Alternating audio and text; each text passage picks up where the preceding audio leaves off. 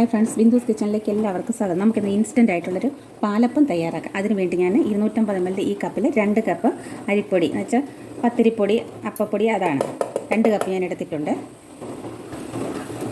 അതിലേക്ക് ഞാൻ 1/2 കപ്പ് ചോറ് എടുത്തിട്ടുണ്ട്. അതിലേക്ക് നമ്മൾ 1 കപ്പ് തേങ്ങ എടുത്തിട്ടുണ്ട്.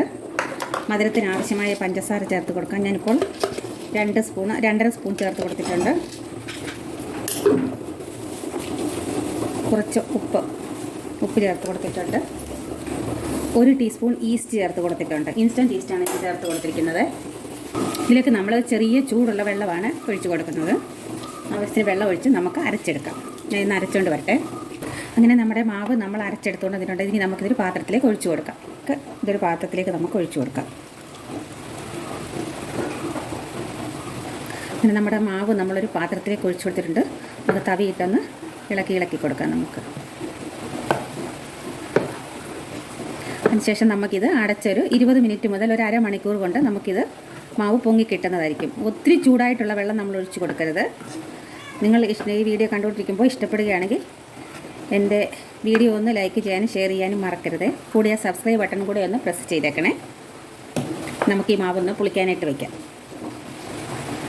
ഇങ്ങനെ നമ്മുടെ മാവ് പൊങ്ങി വന്നിട്ടുണ്ട്. ഇനി നമുക്കിത് അപ്പം ചുട്ടെടുക്കാം. അങ്ങനെ നമ്മുടെ അപ്പച്ചട്ടിയിലേക്ക് നമുക്ക് മാവ് ഒഴിച്ച് കൊടുക്കാം.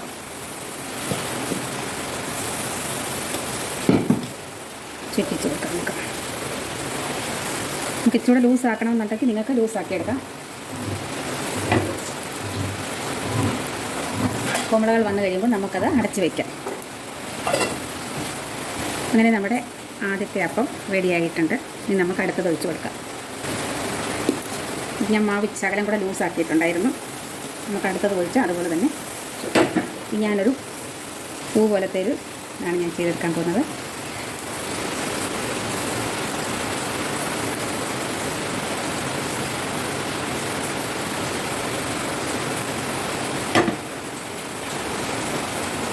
അതും അതുപോലെ തന്നെ കുമ്മളകൾ വന്ന് കഴിയുമ്പോൾ നമുക്ക് അടച്ച് വയ്ക്കാം.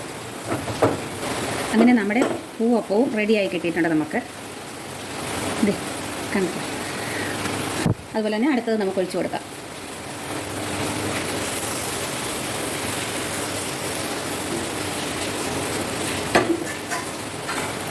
അങ്ങനെ എനിക്ക് എൻ്റെ മാവ് പൊങ്ങി വരേണ്ട അരമണിക്കൂർ എടുത്തായിരുന്നു. കാരണം മഴയായത് കാരണം. അല്ലെങ്കിൽ നമുക്കൊരു 20-25 മിനിറ്റ് തൊട്ട് നമുക്ക് ഈ മാവ് പുളിച്ച് കിട്ടുന്നതായിരിക്കും. അങ്ങനെ നമുക്ക് എല്ലാ അപ്പവും ചുട്ടെടുക്കാം. അങ്ങനെ നമ്മുടെ പാലപ്പം എല്ലാം നമ്മൾ ചുട്ടെടുത്തിട്ടുണ്ട്. നിങ്ങൾ ഇതൊന്ന് ട്രൈ ചെയ്ത് നോക്കണേ. Thank you.